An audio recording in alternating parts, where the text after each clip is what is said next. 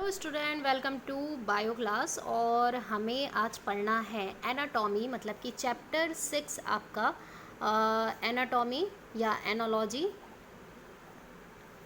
Of plant या flowering plant. ठीक है, तो इससे पहले हमने मार्फोलॉजी पढ़ा, जिसको मार्फोटॉमी भी बोलते हैं। Morphology it means external structure का आपको क्या करना था, स्टडी करना था। जितने भी प्लांट के या फिर ऑर्गेनिज्म के एक्सटर्नल स्ट्रक्चर होते हैं, सिर्फ प्लांट के नहीं है, और सभी चीज़ के एक्सटर्नल स्ट्रक्चर को जब हम स्टडी करते हैं तो उसको हम मार्फोलॉजी कहते हैं। ठीक है, तो मार्फोलॉजी में हमने फ्लावरिंग प्लांट ही पढ़ा है।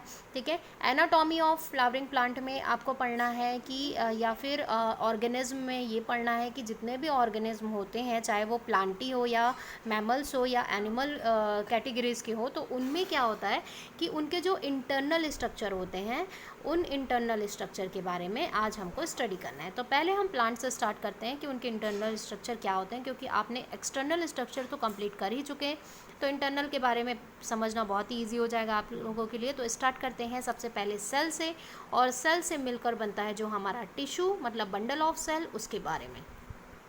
तो सेल बंच ऑफ या फिर बंडल ऑफ सेल जो होते हैं वो टिश्यू होते हैं। तो टिश्यू के बारे में हमको जानना है। तो a group of similar cell along with intercellular substance perform a specific function. Cell of a tissue are similar in structure, origin और and function. Study of tissue is called the histology. देखो, tissue के बारे में जब हम पढ़ते हैं तो उसको हिस्टोलॉजी बोलते हैं। इसमें साफ साफ लिखा हुआ है जो सेल्स के जो बंडल होते हैं वो क्या करते हैं कि स्पेसिफिक वर्क और परफॉर्म करते हैं, और उसी के अकॉर्डिंग वो डिवाइड होते हैं और डेवलप करते हैं। क्लियर हो रहा है? तो ये टिश्यू है। टिश्यू के बारे में अब जानते हैं एनाटॉमी। ये तो आप क्लियर हो गया कि इंटरनल स्ट्रक्चर के बारे में पढ़ना ही एनाटॉमी होता है। अब प्लांट में किस टाइप के टिश्यू होते हैं जो डिवाइड होते हैं? देखो, मैमल्स या हायर कैटेगरी के जो ऑर्गेनिज्म होते हैं उनमें 12 सेल स्टेज होता है। मतलब 12 सेल स्टेज में आप पहले पढ़ चुके हो, 10th में मैंने बताया है कि कुछ सेल्स के बंच नर्व सेल बनाएंगे, कुछ कार्डियक बनाते हैं, कुछ बोन सेल्स में कन्वर्ट होते हैं। तो वो अलग अलग करके वो पूरे बॉडी फीचर्स बनाते हैं। लेकिन प्लांट में ऐसा कुछ नहीं है कि अलग सेल स्टेज इसमें दिखाई नहीं देता या टिश्यू स्टेज दिखाई नहीं देता। इसमें डायरेक्ट एक ही रहता है, जिसके हम कहते हैं मेरिस्टमैटिक।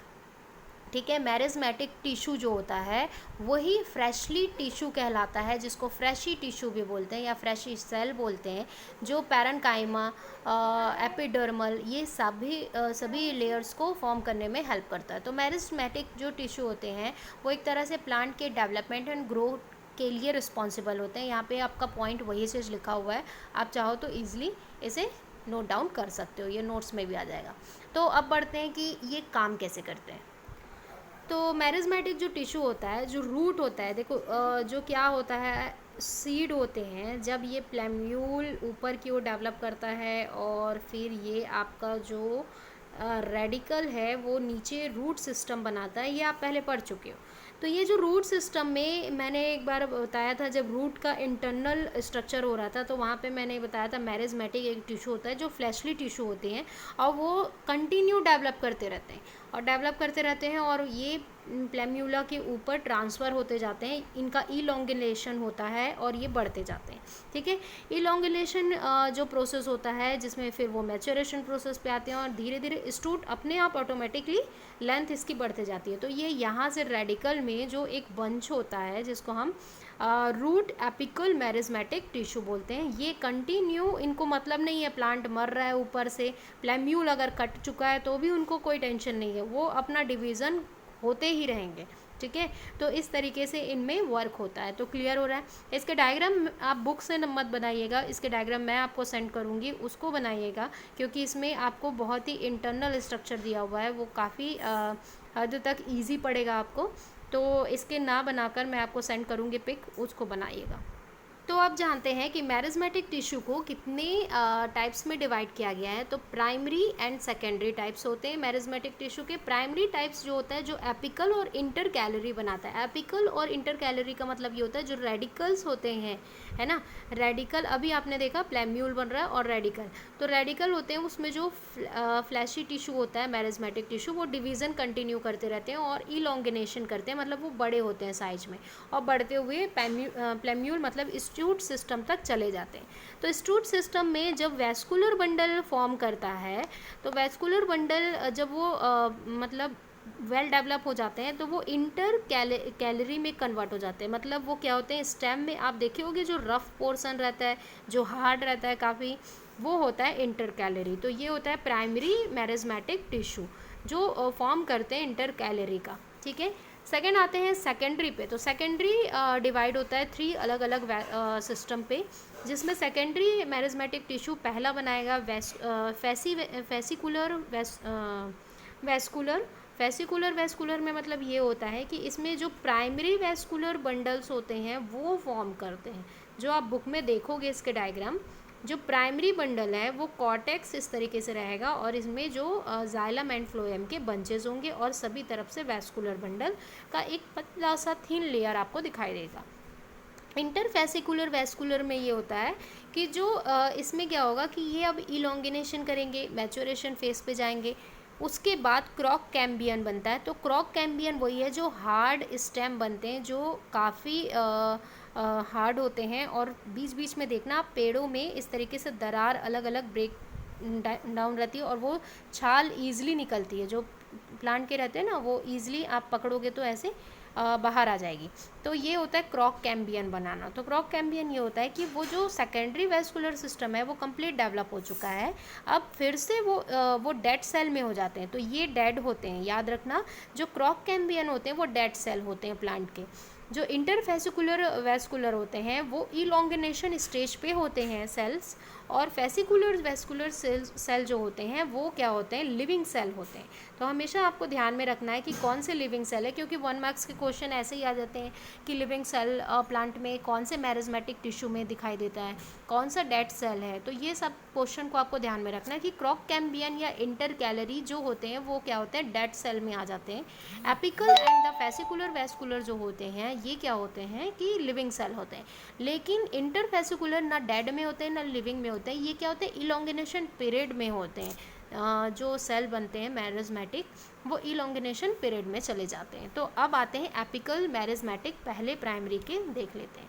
तो एपिकल क्या होता है, जो एपिकल होता है वो रूट और स्टेम के टिप पर दिखाई देता है। जो स्टार्टिंग में आपको कोमल सा दिखाई देता है, जहाँ पे आपको बर्ड बहुत प्राइमरी बर्ड आपको दिखाई देंगे और वो धीरे धीरे बहुत नाजुक से और सॉफ्ट होते हैं, वही होते हैं एपिकल मेरिस्मेटिक सेल। मतलब रूट के एपिकल बना रहे हैं और वो स्टूट के एपिकल बना रहे हैं, उस पर आपको दिखाई देंगे। और वो काफ़ी स्वीटी भी होते हैं क्योंकि उनमें स्टार्च बहुत अच्छे से रहता है। Root apical meristematic derive the radicle of the embryos. ये क्या करते हैं, रेडिकल और एम्ब्रियो का फॉर्म करने में हेल्प करते हैं। साथ ही साथ स्टूट एपिकल जो काम करता है वो क्या करते हैं कि बाद में जो प्लेम्यूल ऑफ द एम्ब्रियो बनाने का हेल्प करता है, ठीक है। प्लेम्यूल से एम्ब्रियो बनते हैं। अब इलोंगिनेशन स्टेम होता है, लीव्स बनते हैं, फॉर्मेशन होता है और इलोंगिनेशन स्टेप में ये हेल्प करते हैं। साथ ही साथ कुछ जो टिश्यू होते हैं मेरिस्मेटिक जो सेल होते हैं वो लेफ्ट मतलब पीछे की ओर छूट जाते हैं, left behind from shoot apical meristematic and constitute axillary bud. क्या होता है कि कुछ मेरिस्मेटिक टिश्यू के जो बंचेज होते हैं ना, ये जो स्टेम है, अब इनमें जो फ्लैशी बंच है वो क्या कर रहे हैं, डिवीज़न कर रहे हैं। अब कुछ इलोंगिनेशन पे चले गए और कुछ लोग इलोंगिनेशन पे नहीं जाते, वो वहीं पे रुक जाते हैं, छूट जाते हैं। तो जो पीछे छूट गए हैं वो क्या करेंगे, यहाँ पे छोटे से इस तरीके से बर्ड जैसे जो स्ट्रक्चर है वो दिखाई देगा। तो ये जो प्राइमरी बर्ड है इसको एक्सिलरी बर्ड बोलते हैं। ये क्या होता है कि जो मेरिस्मेटिक टिश्यू इलोंगिनेशन में नहीं जा पाए, छूट गए, उनके थ्रू ये बनते हैं। अब आते हैं अगला, axillary bud are present in the axis of leaf. तो जो लीव्स होते हैं उन ये यहाँ पे ऐसे लीव्स होते हैं, है ना। तो लीव्स के एक्सिस पे आपको क्या दिखाई देगा, यहाँ पे छोटा सा बर्ड दिखाई देगा, ठीक है। जो फॉर्मेशन करता है न्यू ब्रांच का या फ्लावर का, ये दो चीज़ कर सकते हैं, फ्लावर फ्रूट में कन्वर्ट हो सकते हैं या फिर ये ब्रांच में कन्वर्ट हो सकते हैं। अब आते हैं इंटर कैलरी। तो इंटर कैलरी क्या होता है कि ये जो स्टेम के जो स्केल्स होते हैं उनको बनाने में काम करते हैं और ये काफ़ी हार्ड होते हैं और सरफेस ऑफ स्टेम होते हैं। साथ ही साथ ये सपोर्ट करते हैं, ठीक है। प्लांट को क्या करते हैं, एक सपोर्टिंग सिस्टम देते हैं, ठीक है। तो स्टूट सिस्टम को कंप्लीट सपोर्ट सिस्टम देंगे ताकि उनको सहारे की ज़रूरत ना पड़े। तो इसके इंटर स्कैली क्या होते हैं, जितने भी सेंट्रिकल टाइप्स के प्लांट हैं उनमें ये दिखाई नहीं देता। तो वो क्या होते हैं, उनको ज़रूरत पड़ता है कि अलग अलग डिपेंड होना पड़ता है कि अपने सपोर्टिंग के लिए। ठीक है, तो सेकेंडरी मैरिस्मेटिक नेक्स्ट क्लास पे पढ़ेंगे। तो आज यहाँ तक आपको नोट्स बनाने हैं, और इससे रिलेटेड कोई डाउट हो तो मुझे कभी भी कॉल या मैसेज कर सकते हो। गुड लक बच्चों।